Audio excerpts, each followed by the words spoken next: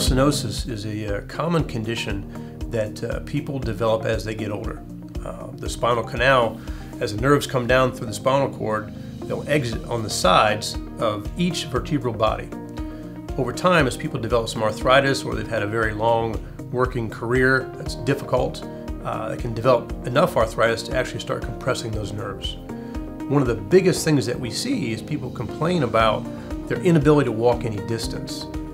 One of the generic questions I ask them is, if you go to the grocery store, how many aisles can you walk before you have to stop and sit down? Or do you always have to have a cart or a buggy in the grocery store to get through it? It's very common to hear patients state that once they get in, they can only go 2 or 3 aisles and then have to sit down and they feel better.